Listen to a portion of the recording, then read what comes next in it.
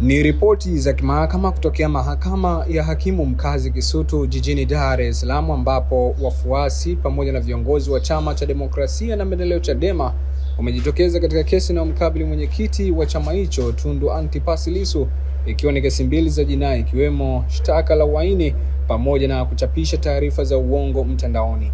Sasa hiki hapa ndicho ambacho kimeendelea katika chumba cha mahakama ya wazi, ambapo wafuasi wa Chadema wameonekana wakifanya maombi maalum juu ya mwenendo mzima wa kesi, sambamba na kumwombea hakimu ambaye anaongoza kesi hizo. Mimi natumika na hizi ni ripoti kutokea mahakama ya hakimu mkazi Kisutu jijini Dar es Salaam.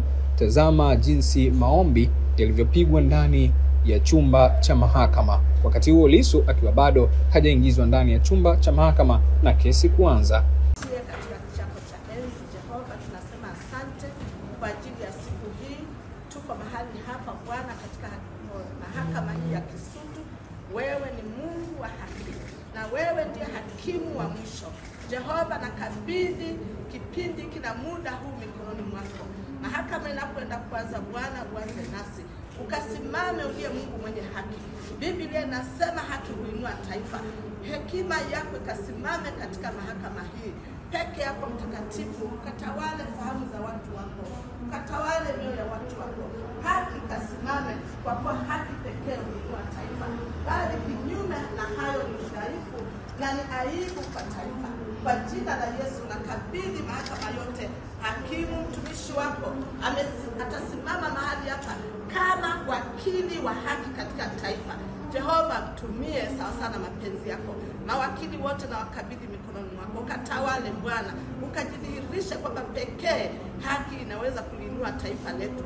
Zaidi ya hapo, hakimu atakapokuwa kinyume, Mungu wa mbinguni, wewe pekee hutarudia. Lakini Bwana, ninajua mtumishi wako anasimamia haki. Haki kasimame, mawakili wakafanye haki, wakiamua kwa haki sawa sawa na uweza na mamlaka yako, kwa kuwa haki pekee italinua taifa letu.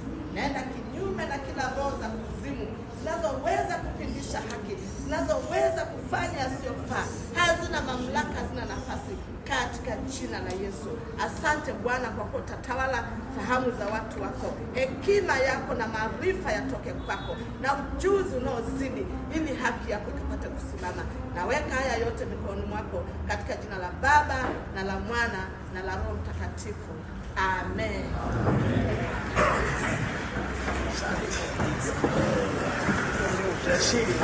Amen.